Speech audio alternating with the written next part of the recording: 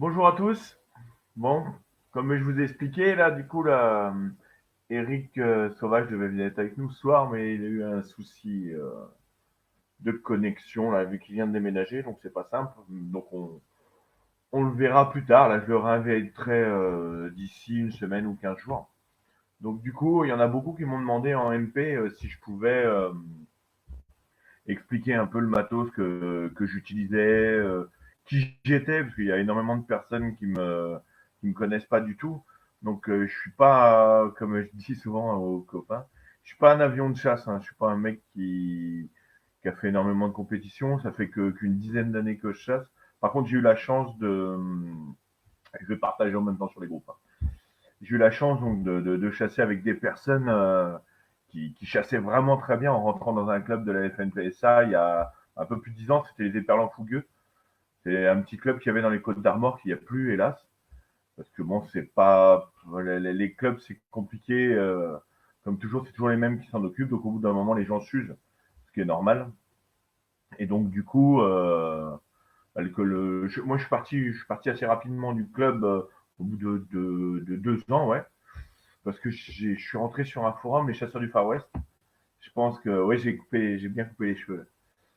Et les chasseurs du Far West m'ont apporté énormément en rencontres et le club aussi. Et ça m'a permis de rencontrer des gens, donc comme je disais, très très forts. Du coup, en moins de, ouais, en un an, je suis passé de ramasseur d'araignées à aller chasser en dérive sur 15-20 mètres. Donc comme quoi, pas n'importe qui, mais quasiment peuvent réussir à s'améliorer très rapidement si vous êtes bien encadré. C'est surtout ça qui est important au final, c'est d'être bien encadré. C'est même primordial. Donc c'est pour ça qu'on dit souvent, se rapprocher des clubs, c'est vraiment bien. Si vous en avez dans le coin, après si vous habitez loin ou si vous n'avez pas trop de temps à donner la semaine ou le week-end à un club, vous avez des formations comme Johan Bord à Marseille fait ou Eric Sauvage à son club aussi fait des formations d'une journée, 2 jours, 3 jours. Il y a beaucoup de choses qui sont faites pour pouvoir améliorer rapidement. Mais non, t'es pas n'importe qui. Merci mon petit Renan, c'est gentil. Non, je suis n'importe quoi, donc pas n'importe qui. Donc en tout cas, ça me fait très plaisir de faire les lives. C'est vrai que c'est du taf. Hein. Je pensais pas que c'était du taf comme ça. Donc j'essaie d'être au mieux. Donc j'ai presque fini le partage et je suis à vous tout de suite. Et donc du coup, ce que je disais, ouais, donc j'ai évolué entre, maintenant j'arrive à chasser entre 0 et 20 mètres, suivant l'époque, suivant la forme aussi, parce que je suis pas un très grand sportif. Comme vous avez remarqué, là, les copains me charrient quand même pas mal là-dessus et j'apprécie parce que je suis le premier à tacler tout le monde. Et donc, je suis pas un grand sportif. J'aime bien manger, j'aime bien le saucisson, j'aime bien la bière, j'aime bien m'amuser. Salut à tous. Hein. Et donc, du coup, c'est juste pour vous prouver qu'on n'a pas besoin d'être une athlète, d'être un athlète, pardon, pour réussir vraiment à se faire plaisir. J'ai réussi à faire des beaux poissons, j'en ai déchiré aussi des beaux, faute d'expérience ou trop pressé ou pas de bol. Et c'est souvent comme ça, il y a des poissons, après il y en a dans toutes les tailles, il y en a dans tous les poids, il y a tout ce qu'on veut vraiment pour se faire plaisir. Le truc de la chasse sous-marine, moi ce que j'adore, c'est le partage. Donc vous avez vu bien sûr avec les lives, j'essaie de partager un maximum. En peu de temps, j'ai réussi à rencontrer des gens vraiment extraordinaires. Les vidéos que je regardais qui me donnaient envie d'aller chasser, bah maintenant les gars, c'est des potes. Donc c'est ça qui est hallucinant, de devenir pote avec les personnes qu'on regardait à la télé. Quoi. Ça fait bizarre. Et donc du coup, j'essaie de pas perdre le fil, hein, c'est pas évident. Donc moi, ma chasse préférée, c'est la chasse dans le courant, en dérive. Je suis donc des Côtes d'Armor, je chasse souvent sur Bréa, on va dire de Saint-Brieuc à Trébeurdin. Bon, après, je vais chasser un peu partout dans la Bretagne, un petit peu en France. Merci, c'est gentil vos petits messages là. C'est vraiment appréciable. C'est vraiment gentil. Et donc du coup, ouais, je disais, je chasse beaucoup en bateau. Je suis un feignant, hein, donc la palme. Bon, même si pour en dérive, par exemple pour descendre à 20 mètres, faut palmer 40 et puis remonter 40. Je suis pas un grand apnéiste. Je dois être vraiment au meilleur de la saison, vraiment au meilleur de la saison sur une moyenne 1,15, 1,30. J'arrive à pousser vraiment quand on sent que le poisson est là, quand ça donne envie. Mais moi, en général, si au bout de 40 secondes, je vois rien, je remonte parce que ça me saoule. Je suis pas apnéiste. Hein. Pourtant, j'ai fait des stages, donc avec toutes les personnes que vous avez vues un peu cette semaine là, et que vous verrez la semaine prochaine pour l'apnée. Mais bon, quand t'es pas apnéiste, t'es pas apnéiste. Hein. De toute façon, t'as beau insister, si t'aimes pas ça, moi j'aime pas le carrelage. Donc rester la tête comme ça dans l'eau, attendre que ça se passe, ça me plaît pas. J'aime bien les poissons. Donc voilà, donc après le sens du poisson, j'ai appris à l'avoir avec pareil des très bons chasseurs que je citerai pas, sinon ils vont avoir les chevilles qui vont péter. Un Renan, un Cam. Donc voilà, excusez-moi, j'en ai cité deux, mais bon, il y en a beaucoup plus que ça. Et qui m'ont appris vraiment à perfectionner cette chasse. J'ai chassé énormément avec Bandy, Christophe, des potes de la région. Bandy, c'est lui en partie qui m'a fait repartir à la chasse. Pareil, un très bon chasseur à trous pour tout ce qui est homard et il a des très bonnes apnées. Christophe, pareil, très bonnes apnées. Ils sont bons en homard et en dérive. Et donc j'ai chassé le lieu en dérive, j'ai chassé le bar, j'ai chassé beaucoup d'espèces en Bretagne. Même le thon l'année dernière, vous avez vu mon magnifique poisson qu'on a fait, j'allais dire j'ai, mais c'est pas vrai, qu'on a fait donc avec Camille et Loïs, parce que c'est vraiment le thon. On en parlera demain avec Benjamin. C'est vraiment un travail d'équipe. C'est primordial. Et puis c'est surtout ça au final qui est les valeurs de la chasse sous-marine, c'est le partage. Donc du coup, là aujourd'hui, je vais vous présenter. Il y a beaucoup de questions qui défilent là. Je vais pas y répondre tout de suite, sinon je vais jamais m'en sortir. C'est plus facile quand c'est un autre qui parle. Je vais juste regarder 2 secondes. Il y a eu quelques questions. Ouais, je suis doué en informatique. La chasse en bateau. Ouais, je vais en parler justement de la chasse en bateau. Je vais en parler aujourd'hui parce que j'ai eu beaucoup de questions là-dessus par rapport à mon petit live d'Amélie, comme quoi présenter les bateaux, la chasse en bateau. J'ai sorti un peu de matos. Donc voilà, merci les gars, c'est gentil. Ouais, c'est un peu de temps, ouais, tous les jours. Du coup, je vais peut-être pas continuer tous les jours. La semaine prochaine, je serai encore tous les jours. Mais après, je vais sûrement passer une journée sur deux. À mon avis, le confinement va encore durer longtemps. Donc, si je veux garder du contenu et vous essayer de vous faire plaisir toujours un petit peu, je vais essayer de passer sur une journée sur deux, je pense. C'est pas sûr encore, mais je pense. Viens au Brésil, ouais, Michel, c'est une bonne idée. Merci les gars. Donc du coup, je vais déjà vous dire 2, 3 petits trucs qu'on m'a demandé. Donc on m'a demandé les ligatures, parce qu'il y en a beaucoup qui sont en obus articulés et qui veulent passer en obus d'inéma. Donc Matt m'a demandé. Donc l'obus d'inéma, c'est l'obus donc avec juste le fil et puis l'obus métallique. J'en avais pas à vous montrer, mais l'obus métallique, c'est vrai que c'est vraiment une encoche. Et justement, c'est pour une flèche à encoche, parce que l'obus d'inéma, comme je vous montre là, hop là, c'est pour les flèches, vous voyez, il y a des petites encoches. Donc Ronan va dire ah, une flèche de merde, c'est Homer. Bah ouais, mais bon, moi j'en ai jamais cassé. Même sur des beaux poissons, j'ai pas cassé. Mais bon, après, ça arrive. Et donc, du coup, le cinéma vient se mettre sur les encoches. Hop là, attendez, je trouve la caméra. Voilà. Je viens se mettre sur les encoches. Donc, du coup, je vais juste vous mettre tout petit tuto sans le son, juste pour vous montrer le nœud qui est là, le petit nœud qui est là qui tient le sando. Ouais, j'ai sorti là normalement. Ah, j'ai un peu de. Voilà, hop là. Donc du coup, la petite boule là, vous voyez, c'est ça qu'on enfile dans le sando. Avec cet outil-là, en fait, on met la boule dedans, comme ça. Ouais, je vais le faire plus près, ça va être plus facile pour moi. On le met comme ça dedans, hop, et on pousse avec un peu de, comment ça s'appelle, un peu de vaseline, dans du produit vaisselle, et vous le rentrez dans le sando. Et donc, du coup, je vous mets tout de suite le petit tuto. Hop là, si ça veut marcher. Voilà. Donc, du coup, ce tuto-là est pas mal parce que c'est fait sur un gros tuyau de PVC. Donc, vous regardez, toujours le Dynéma sur le dessus. Vous gardez une longueur à gauche et celle de droite, vous lui faites faire un tour entier. Après, vous le croisez. Vous regardez, vous gardez dessous. Vous repassez sous le premier à côté de l'autre. Regardez.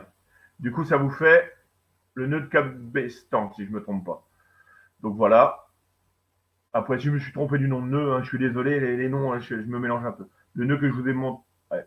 Donc voilà. Et après, pour verrouiller ce nœud-là, vous le repassez dessous. Voilà. Il est un peu lent, hein, mais c'est fait exprès, c'est top. Et du coup, là, vous avez vraiment votre nœud de sando. Donc après, bon, je vais arrêter là. Et ce qu'il faut faire attention, c'est de bien resserrer le dynéma l'un sur l'autre. Et comme ça, quand vous serrez avec une toute petite goutte pareil de produit vaisselle, vous serrez, le nœud il est fini. Donc ça, c'était pour le nœud.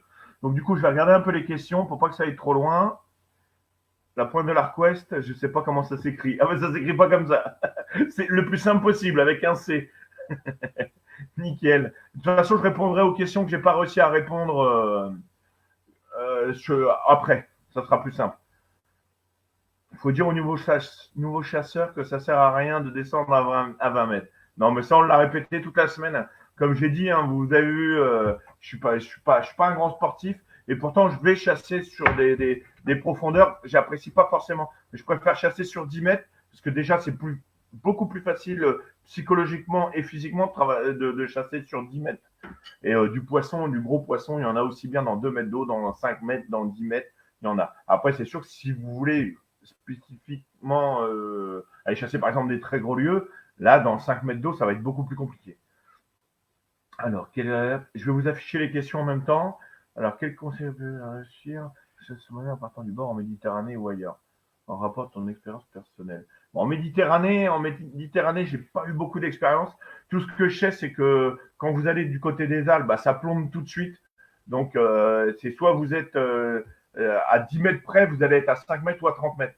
Donc, et encore 10 mètres, vous êtes à 100 mètres. Donc, c'est vrai qu'en Méditerranée, c'est plus compliqué sur certains spots qu'en Atlantique, où des fois en Atlantique, vous avez, pendant 1 kilomètre, vous avez 10 mètres d'eau.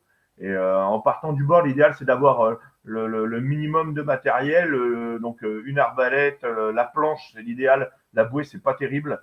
Et pour la planche, ce qui est pas mal, après, il y a les pour, les contre. Moi, j'utilise un bungee et ce support-là, donc il disparaît un peu avec mon image de fond.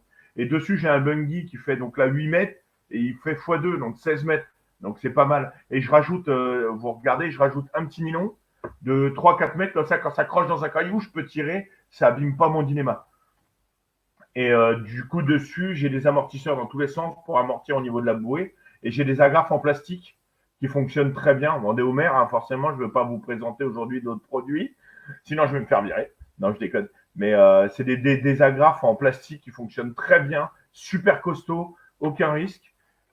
Et après, au fond, j'utilise ce plomb-là, là, avec un gros mousqueton. Et donc, le plomb qu'on peut passer sur la ceinture. Et ce qui est pratique, c'est qu'en fait, il y a une grosse prise en main dessus. Donc, du coup, on peut, même avec des gros gants en 5 mm, l'enlever et le mettre facilement de la ceinture. Et c'est surtout que s'il y a un souci, on peut le larguer si ça reste accroché au fond. Donc, voilà pour cette info-là. Donc, qu'est-ce que vous m'avez demandé d'autre ouais, pour la mise à l'eau. Les bouées, ouais, les bouées, voilà, tout à fait, Ronan a raison. Les bouées, c'est quasiment uniquement pour le bateau, parce que ça tient. Les planches tiendraient énormément de place. Je sais que moi, pour le bateau, j'ai des petites bouées qui sont pas mal. Beaucoup ont dit, ah, c'est pas voyant. Les bouées, elles sont grosses comme ça, mais elles sont hyper volumineuses. Du coup, elles sont vraiment posées sur la surface de l'eau. On les voit très bien. Avec le fanion, on est 25 cm au-dessus de l'eau. Et du coup, c'est des toutes petites bouées pour le bateau. Elles font 30 cm par 20, avec un drapeau qui fait 20, avec un petit lestage que vous rajoutez en dessous. Du coup, votre bouée tient debout et pour le bateau, c'est vraiment bien. Après, les planches, c'est quand même l'idéal pour la chasse du bord. Et le bungee, c'est sympa parce que ça l'amortit. Ça évite que vous ayez l'effet de la houle quand vous êtes au fond. En fait, la planche, sinon, elle vous tire avec la houle. Ou le vent, l'un ou l'autre, voire les deux. Donc, c'est vrai que c'est beaucoup mieux d'avoir une planche en partant du bord. Après, au niveau matos, je vais dire, la plupart du temps, en Bretagne, on est tous en 5-7 l'hiver et beaucoup en 5-5 l'été, c'est-à-dire 5 mm en haut, 5 mm en bas pour la combinaison. Et après, pour le reste du matériel, une arbalète le plus simple possible, partant du bord, c'est pas mal, surtout quand on est débutant. Non, je sors pas la palme, très peu. Mais il y en a qui m'y emmènent. Hein. Je sors au homard, la palme et tout, il y en a pas mal. Il y en a pas mal. Et alors, qu'est-ce qu'il y a? Pourquoi tout le monde veut chasser avec des smirigides? Question économie d'essence. Ah ouais, c'est une bonne question, Jérémy. Je vais y venir. Pourquoi beaucoup de chasseurs préfèrent le smyrigide? Et je vais finir du coup avec le coup en départ du bord. En départ du bord, ce qui est important, la planche, parce que vous pouvez vous reposer dessus. Vous pouvez poser du matériel. Souvent, beaucoup utilisent des crocs ou des sandales. Vous pouvez les coincer dedans. Parce que sur une planche, avec le filet, le problème, c'est que c'est lourd à traîner. Donc, il suffit que vous soyez fatigué. Il faut toujours emmener de l'eau. Donc, ça fait du poids à traîner que sur la planche. Il n'y a pas de poids, ça glisse super bien. Ça glisse super bien. Et pareil, du bord, beaucoup disent ouais, je prends pas de palme carbone pour partir du bord. Vous pouvez utiliser des palmes carbone en partie du temps du bord. Aucun problème. C'est pas aussi fragile que ce que l'on dit. Moi, je suis un bourrin et mes palmes carbone, j'ai changé parce que j'ai changé de sponsor il y a 4 ans. Et mes palmes, bah là, je les ai changées avec le nouveau modèle. Mais elles bougent, ça bouge pas. Le palme carbone, tant que vous marchez pas dessus avec un caillou dessous, qui fait que ça va la casser. Il n'y a pas de raison. Le chausson, ça arrive que ça se décolle, mais on a assez de magasins qui les réparent. Donc là-dessus, pour partir du bord avec des palmes carbone ou de plastique, il n'y a aucun problème. Et pareil, ceux qui ont des palmes plastiques, il y a des palmes plastiques qui ont des meilleurs rendements que certaines palmes carbone au premier prix. Donc pareil, si vous avez des bonnes palmes plastiques et qu'elles vous vont, ça ne sert à rien de passer forcément en palme carbone. Après, c'est plus un confort supplémentaire. Je veux dire, c'est comme celui qui a sa 4L, bah, il roule toujours avec. Mais la grosse BM, c'est pas mal aussi. Bon, bah, voilà. C'est vraiment les goûts et les préférences. Et c'est sûr que dans la BM, c'est toujours plus confortable que dans la 4L. Donc voilà. Le nœud du 8 se défait. Ah bah c'est l'idéal, faudrait que tu mettes le nœud diamant, tape nœud diamant sous. Putain, je vais mettre la question parce que je suis désolé, j'y réponds. Comme ça, en fait, il y a quelqu'un qui m'a demandé que son nœud en 8, il se défaisait souvent. Et du coup, l'idéal, c'est de ne pas faire un nœud en 8, c'est de faire un nœud diamant, en fait. Le nœud diamant vient repasser dans la boucle que vous avez fait. Du coup, plus vous tirez, plus ça serre et ça se défait pas. C'est ce qu'on utilise pour les sandos. Alors moi, les rollers, j'en ai deux.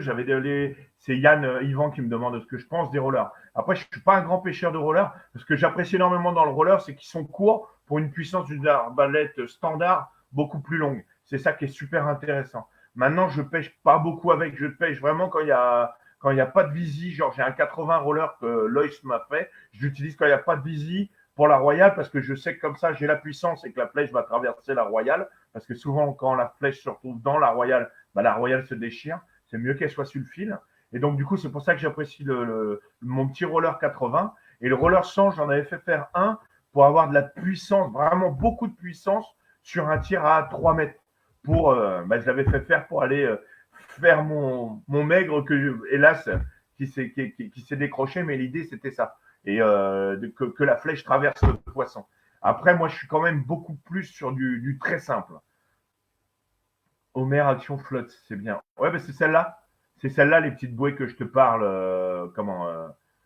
Sébastien, les toutes petites bouées, c'est celle-là, c'est les actions de flotte. C'est ça, tout à fait. J'avais plus le nom. C'est pas mal pour les kayaks aussi, tout à fait. Et donc, j'en étais où ouais, je vais passer pas mal de questions, sinon je peux pas me. Je vous répondrai. Je vous promis, je répondrai à tout le monde. Donc, il y en a beaucoup qui m'ont demandé aussi. Ça fait chier, je décroche souvent mes poissons, ma flèche s'enlève, machin, ah, c'est chiant. Bah, c'est simple, un ardillon comme ça, là. Regardez. L'ardillon, vous avez vu, regardez. Il pendouille. C'est une merdouille. Et encore, le mien, il bloque quand même un peu.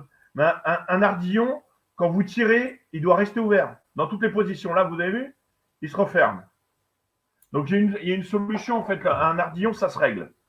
Donc, je vais reprendre une flèche, je vais vous montrer. Donc, ça se règle avec l'idéal, c'est une pince plate ou une pince multiple comme celle-là. L'ardillon, vous regardez, je vais essayer de vous montrer. Il est fixé sur la flèche, vous avez vu, avec un petit axe. Et dessus, vous avez donc l'ardillon qui bouge, sans problème, trop souple. Et souvent, quand c'est neuf, ça bouge. Donc, du coup, avec la pince, vous venez sur le dessus. Ça va pas être évident de vous montrer à la caméra. Vous venez sur le dessus de l'ardillon, resserrez un tout petit peu. Voilà. Et du coup, votre ardillon, bah, il reste ouvert. Donc, du coup, votre flèche, quand vous allez tirer votre poisson, avec la pression, il va s'ouvrir, l'ardillon. Et du coup, même si votre flèche est de l'autre côté, regardez, l'ardillon, il reste ouvert. Et du coup, après, il ne faut pas le resserrer trop parce qu'il faut que vous puissiez le ranger. Parce que comme ça, quand le poisson il va venir taper dessus, vous avez vu, vous avez une petite bavette derrière. Il y en a beaucoup d'ailleurs, la bavette, il l'accentue sur les flèches neuves. Du coup, ça va ouvrir l'ardillon et la flèche va glisser, mais votre ardillon restera ouvert. Voilà. Ça, c'était l'explication des flèches, parce que beaucoup me l'ont demandé aussi. Et j'avais une question aussi pour le style d'arbalète. J'ai un élastique sur mon ardillon. Oui, j'en ai aussi. Et je vais vous montrer. L'élastique, en fait, ce qui est pratique, comment ça s'appelle? Un petit. Ah, j'ai tout éteint. Excusez-moi, je ne me vois plus. Et du coup, le petit, hop, hop, hop, hop, voilà. J'ai un petit joint torique qui vient sur mon double ardillon. Parce que moi, je suis passé depuis quasiment 2 ans, j'ai passé quasiment toutes mes arbalètes en double ardillon. Parce que je me suis affûté vraiment à chasser la royale. Et la royale, c'est un poisson qui se déchire très facilement. Et du coup, le fait du double ardillon, si la flèche reste sur la royale, le double ardillon vient bien se plaquer sur la peau de la royale. Et du coup, ça fait moins de pression que sur un ardillon qui fait qu'elle va s'ouvrir et la flèche va s'enlever. Voilà.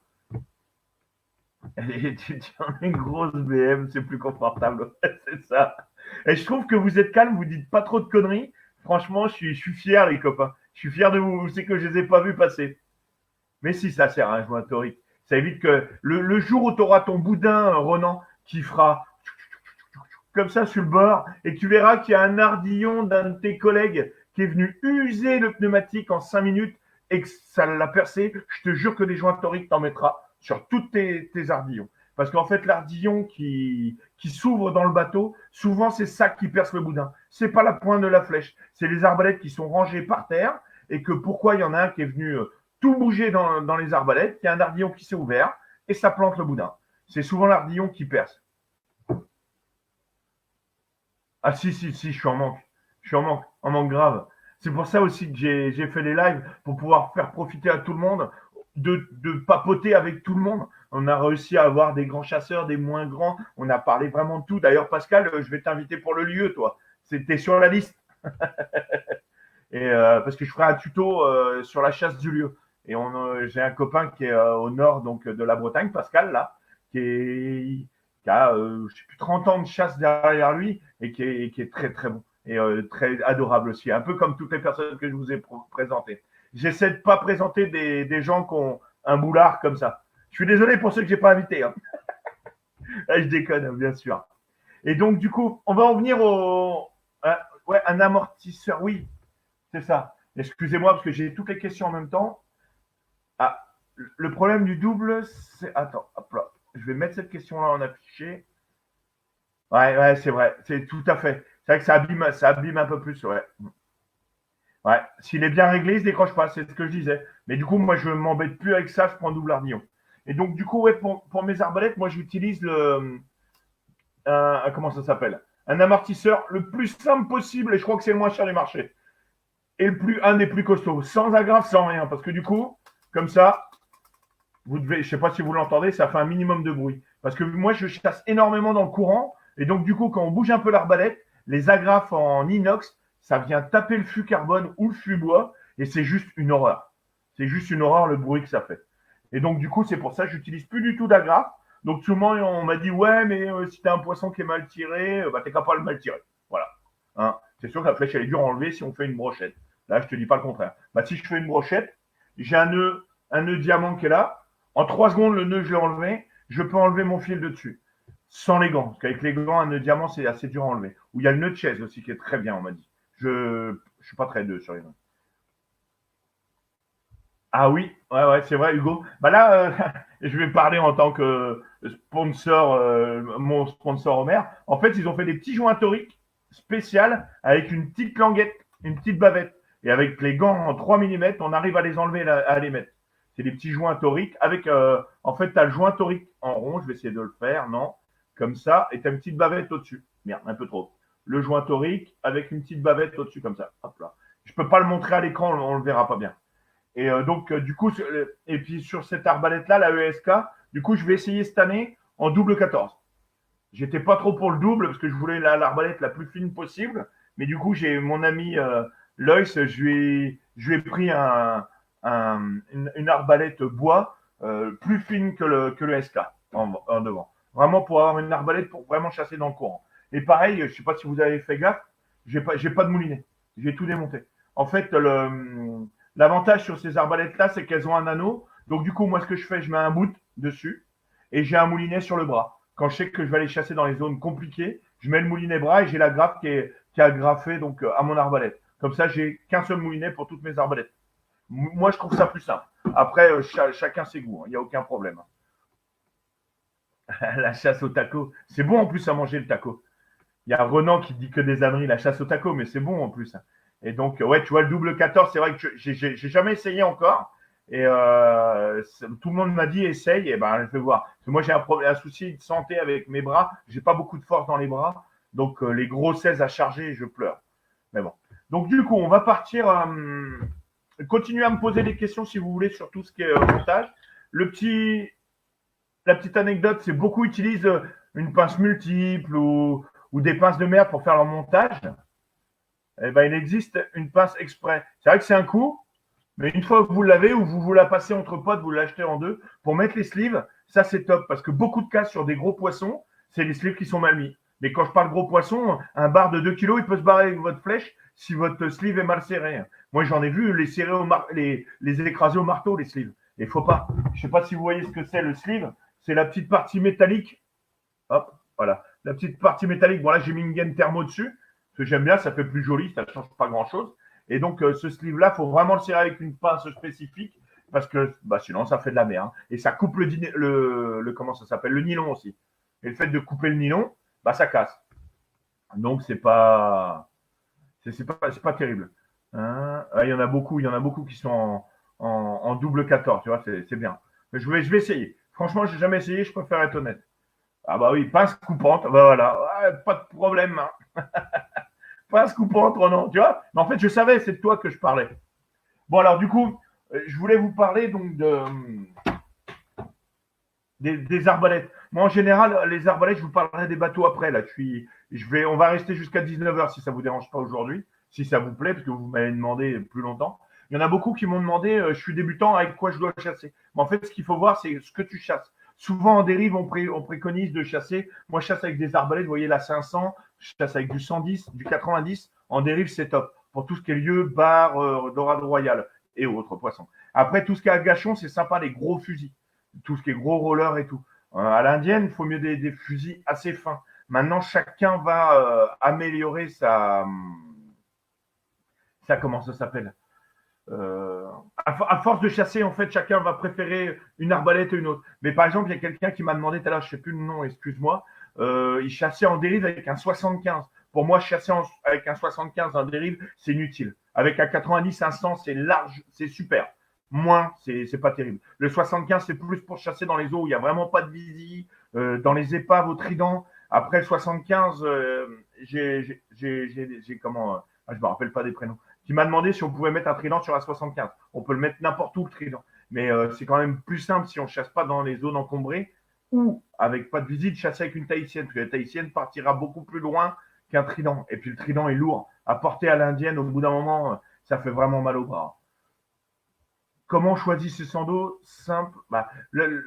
La plupart du temps, en fait, les arbalètes sont super bien conçues à la base. Elles ont été testées. Donc, l'idéal, c'est toujours de rester sur la même configuration. Par exemple, sur le SK, à la base, c'est un simple 16. Donc, du coup, je n'allais pas mettre un double 16 dessus. Ça ne sert à rien, sinon ça va donner trop de puissance et la flèche, elle va monter. Donc, c'est pas terrible. Donc, au tir, souvent, vous allez louper les poissons, vous allez tirer au-dessus parce que l'arbalète est plus puissante. C'est pour ça que là, je suis passé en double 14 pour avoir une arbalète plus péchue, mais quasiment si je peux dire, avec la même puissance qu'un seul 16.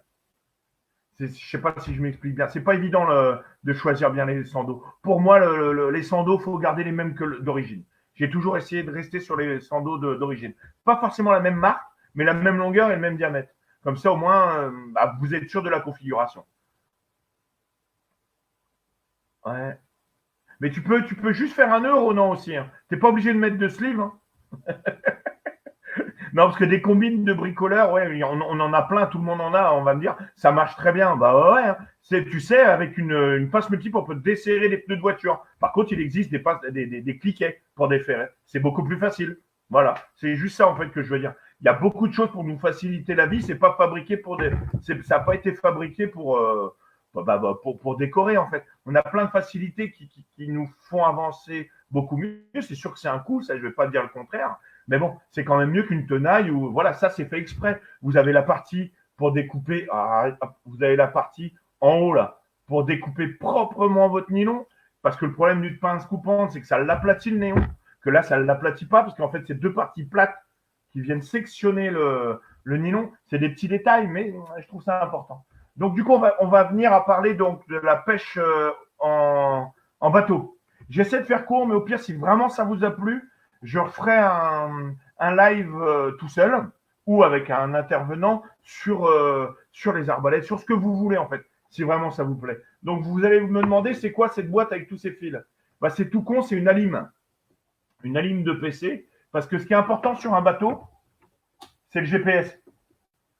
Et le problème, c'est qu'il y en a beaucoup qui n'ont pas le GPS, qui n'ont pas le bateau à la maison, ou ils ne vont pas se balader avec une batterie. Donc, si vous pouvez récupérer une alimentation de PC, ça marche super bien. Vous connectez 2 fils noirs et 2 fils jaunes. Les 2 fils noirs, c'est le moins, les 2 fils jaunes, c'est le plus.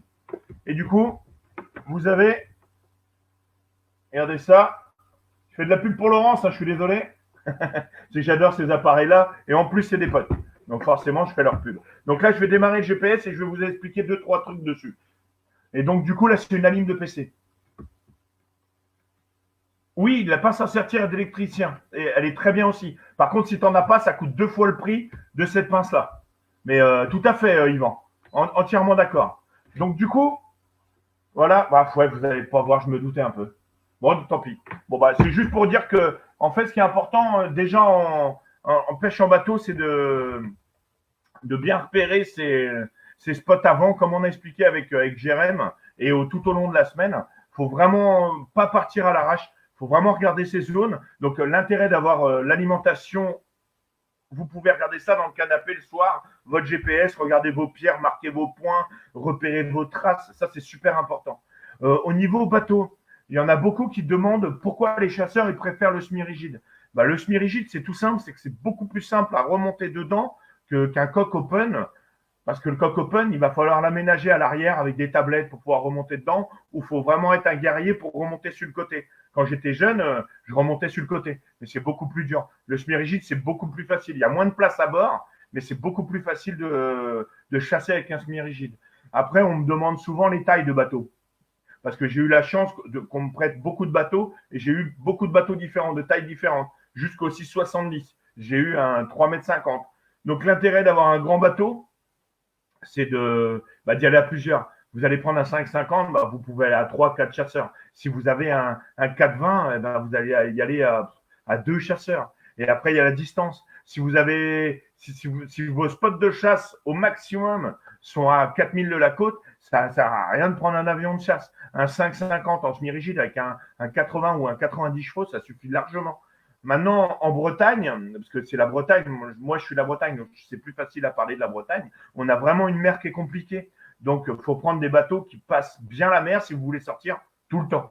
Après, si vous êtes un touriste, que vous sortez de juin à septembre, ça ne sert à rien d'aller mettre 60 000 € dans un bateau. Des bateaux, il y en a plein, des bons, des moins bons. J'en ai essayé des low cost, j'en ai essayé les zeppelins.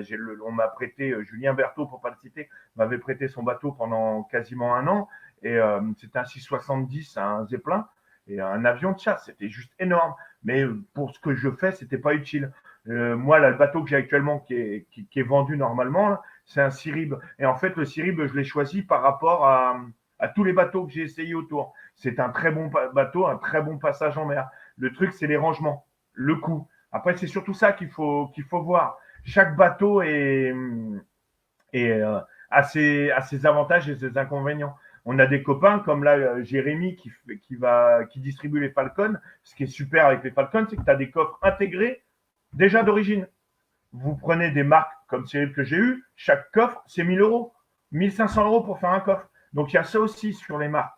Les consoles, les bolsters. Là, il y a Jérémy qui a un pote à lui qui est soudeur, donc il fait tout en alu. C'est super, c'est top aussi. C'est pour ça, là, les aménagements intérieurs, je vais vous dire, pour la chasse, l'idéal, c'est la console devant, un bolster et une banquette amovible. Comme ça, vous pouvez emmener maman le week-end avec les enfants. Voilà, c'est ce que je dis. Après, la puissance moteur et la taille du bateau, c'est vraiment par rapport à l'utilisation que vous en avez. Après, l'utilisation en bateau, ce qui est super, c'est que vous pouvez aller sur des zones plus profondes, vous pouvez explorer beaucoup plus. C'est ça qui est intéressant. C'est vraiment le truc intéressant, c'est que vous explorez beaucoup plus large et c'est ça qui est top. Et puis les balades en bateau, il n'y a pas photo. Vous allez beacher sur des plages comme ça où il n'y a personne. Bon, de l'autre côté, il y a du monde. Mais voilà, c'est juste magnifique. C'est vous balader avec les dauphins, parce qu'en Bretagne, il y a beaucoup de dauphins. Ah ouais, tiens, Ronan a tout à fait raison. C'est vrai que le coup du bateau par rapport à la planche, au moins je peux emmener mes bières et le saucisson. Pour la fin de plongée, parce que surtout quand vous plongez, essayez de prendre des aliments qui ne sont pas trop agressifs et pas trop durs à digérer. Donc l'idéal, c'est d'avoir une boisson sucrée. C'est l'idéal. Après, vous n'avez pas d'amandes, il y en a qui ont les fruits secs, mais tout ce qui est au gras, tout ça, faut éviter. Hein. J'ai une anecdote de pêche avec un copain du sud, là, où on en avait marre, on n'avait rien vu en Méditerranée, en Catalogne. On n'avait rien vu, on avait emmené les sandwichs et tout, vous voyez, le truc à la dudule, quoi, un truc bien consistant. Et au final, on se regarde avec Camille, on se dit putain, tu vas voir. Et on était en train de manger notre sandwich avec saucisson, maillot, vous voyez le truc, quoi. Et là, on entend, voilà, fallait aller doubler. Donc là, on était incapable d'aller en l'eau, parce qu'on était des bites comme ça, comme de couillons, là. Et notre cher collègue avait tiré une sériole et fallait aller doubler. Donc du coup, c'est pour ça, faut pas trop bouffer de conneries. Et donc, du coup, au niveau bateau, il me reste encore 10 minutes. Je vais essayer de vous. Je répondrai à tous les. Putain, ouais. Le Tornado, c'est un super bateau aussi. Ouais. C'est les consoles, les carènes anglaises, c'est des très bons bateaux. Après, d'occasion, c'est dur à trouver ou c'est des vraies merdes. C'est ça aussi le problème. Ou c'est très cher. Oui, péché écolo, Arnaud, tout à fait. Arnaud dit le péché écolo pour son écolo et tout, c'est clair. Moi, je suis un on va dire très grand protecteur de la nature. Je vois des filets au fond, j'essaie de les enlever. Des plastiques, souvent, je reviens avec plus de plastique que de poissons à manger. Alors, vous voyez, ça, faut pas hésiter. Hein. Donc, du coup, on en vient à une dernière question qu'on m'avait posée. Là, je vais essayer d'y répondre rapidement. C'est la gueuse. La gueuse, faut vraiment l'utiliser. Ouais, c'est vraiment quand vous avez déjà un niveau de chasse, si on peut dire, c'est déjà être habitué à la profondeur, donc au-delà de 3 mètres. Il y en a beaucoup qui me disent, ouais, je vais faire la gueuse. Sauf que les gars, vous n'avez jamais dépassé 3 mètres de profondeur. Franchement, c'est du grand n'importe quoi. Moi, la gueuse, en fait, je l'utilise pas pour aller plus profond. Je l'utilise parce que, bon, vous êtes beaucoup sont au courant. J'ai perdu un de mes meilleurs potes, et j'en ai pas beaucoup, de très très bons potes, amis, il y a 2 ans, parce qu'on l'a jamais retrouvé. Il chassait profond ce jour-là, répétitif, à plusieurs, et l'eau, c'était pétole. Il n'y avait pas une ride sur la mer, et vous voyez, on ne l'a pas retrouvé, et à cause de sa ceinture de plomb, parce qu'il était trop plombé par rapport au lieu où il était, donc il a dû faire une syncope, et il n'est pas remonté. Alors du coup, le coup de la gueuse, moi je l'utilise parce que j'ai eu peur, en fait, je descendais plus du tout. J'allais plus à plus de 10 mètres, je flippais. Parce que, à cause de ça qui me restait. J'ai eu du mal à m'y remettre et on s'est un peu battu avec Camille, tous les deux, parce qu'il avait le même truc que moi, parce que c'était un très très bon pote à lui aussi. Et du coup, on a fait ça. Ça s'appelle un mousqueton de gage rapide, en fait. Donc, vous mettez ça sous une bouée, accrochez la gueuse, accrochez-la avec les gants, et du coup, quand vous tirez, ça s'ouvre. Ça, c'est magnifique. Beaucoup de monde me l'ont demandé. Donc là, forcément, Homer le fait. Et franchement, il est vraiment pas cher. Là, dans les trucs d'accastillage, ce mousqueton-là est assez cher. Donc là, franchement, le rapport qualité-prix au top. Et donc, du coup, moi, la gueuse, elle me sert à descendre plus rapidement. Donc, comment on dit, m'économiser au niveau énergie. Par contre, je vais pas plus profond que j'allais avant. Je dépasse pas les 20 mètres. La gueuse, elle m'emmène à 14-15 mètres. Je finis doucement et j'ai une ceinture de 4 kilos. Ça fait que du coup, dès que je pousse au fond, en 2 secondes, je suis remonté en haut et je suis pas fatigué. C'est surtout ça. C'est pour ça que je veux surtout, par rapport à mon intervention aujourd'hui, j'ai été un peu speed surtout. C'est pas évident les monologues pendant longtemps parce que personne ne me répond. Je vois que les questions. Pascal, j'ai 2 gueuses. J'ai une gueuse de 8 kilos et une gueuse de 10. Et franchement, c'est la gueuse de 8 qui est la mieux. Comme ça, je garde 3-4 kilos sur moi. C'est carrément mieux. Et ouais, Pascal, hein, t'étais sur place. Hein, c'était vraiment un moment très compliqué. Mais du coup, ça, faut plus que ça recommence. C'est pour ça aussi que je parle de la formation beaucoup dans tous mes commentaires. Et vous verrez, toutes les personnes que j'invite, ils vous le disent toujours. La profondeur, c'est franchement pour moi, en Bretagne, c'est pas utile. Après, la profondeur, c'est super, mais encadré. Voilà. Vous voyez, Johan et Dali qui adorent plonger profond, eh ben, ils sont toujours deux, toujours en sécu. La semaine prochaine, fin de semaine prochaine, on aura quelqu'un, Napoléon Chifi, si vous connaissez, un très très bon chasseur, vraiment très bon, il chasse dans le monde entier. Et ben, il nous expliquera la chasse profonde aussi. Toujours, mais une sécu de fou. Martial vous a dit, la sécurité en profondeur, c'est impératif. Et ça, on fera que le répéter. Merci Christophe, c'est gentil. C'est pas évident les monologues. Je te jure que c'est pas évident. Je flippe. Vous avez vu, j'ai même pas de bière. Donc voilà. Donc là, ce qui est primordial pour essayer de conclure, j'ai pas dit conclure, parce que je suis pas doux en français. Et donc pour conclure, on va dire c'est comment je veux dire. La sécu c'est primordial. J'ai créé une petite assoce pour faire de la découverte de la chasse sous-marine. Pour qu'il y ait un minimum de base. Je suis pas formateur, rien. Bon, il y aura un MF1, bien sûr, la loi l'impose, mais parce que j'ai pas mon MF1, moi je suis un peu réfractaire de beaucoup de choses. Mais bon, vous le verrez plus tard, ça.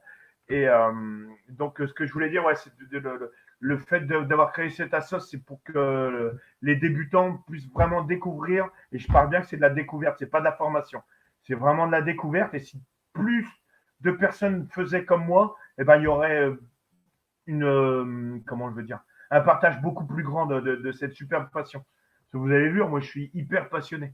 C'est un truc, c'est ma deuxième vie, la chasse sous-marine. Et je remercie ceux qui m'ont formé parce que je suis comme ça grâce à eux aussi. Julien Berthaud, Camille, Édouard Duchesne, tous ces copains-là qui étaient très bons parce qu'il y en a qui ont arrêté la chasse sous-marine pour d'autres activités, mais qui m'ont appris énormément. Et donc, du coup, oui, conclure, j'ai pas dit concluer. Ça me fait rigoler. En plus, avec Umberto Pellizzeri, c'était magnifique cette journée-là. Imaginez la honte pour moi. Umberto, il parle mieux que moi le français. Donc voilà, donc tout ça pour dire que si vous avez des questions pour bateau, à peu près tout, je peux dire énormément de conneries, vous avez dû remarquer, et j'ai dû en dire. C'est possible parce que j'ai Eric Sauvage qui m'a formé sur beaucoup de choses, les copains qui m'ont formé, voilà quoi. Mais j'ai pas mal de choses que j'ai appris tout seul, et c'est pas forcément la meilleure des choses. Mais donc voilà. Donc tout ça pour dire, poser des questions, n'hésitez pas. Et donc demain, on va parler thon rouge de l'Atlantique. Donc j'ai eu la chance de pouvoir en faire un avec les copains. Donc c'est réglementé. Donc on vous expliquera tout ça demain avec Benjamin, qui a fait un des plus gros thons en chasse sous-marine en Atlantique. Un très très beau poisson. Et donc voilà, c'est tout ce que je peux dire. Je pensais avoir du mal à m'en sortir aujourd'hui, c'était super. Donc j'essaie de m'y tenir au maximum, et j'ai d'autres surprises à venir. Parce que grâce au live que j'ai fait, on m'a fait des propositions pour certaines choses que je vous présenterai, parce que c'est pour vous et pour moi aussi, bien sûr, mais pour la chasse sous-marine. Donc voilà, je vous fais des bisous, du lourd demain. Ça va être magnifique. Donc n'hésitez pas à reposer des questions, je les reprendrai ce soir, après l'apéro et le repas, bien sûr. Et j'essaierai de répondre à tout le monde, sans faute. Donc, vous voyez, on a passé quasiment 50 minutes quasiment. Donc, c'est cool. Et je vous remercie encore. Je suis un peu essoufflé.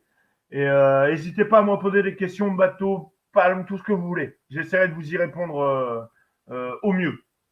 Vraiment au mieux. En sachant que je suis assez ouvert d'esprit. Je suis sponsor Homer. J'adore les produits Homer, franchement bien. Et j'étais sponsor Epsilon avant. Ils ont des bons produits aussi. Crécy, Homer, Marès. Franchement, chaque marque a ses défauts et ses qualités. Allez, je vous fais une bise. À demain. À demain à tous. Salut.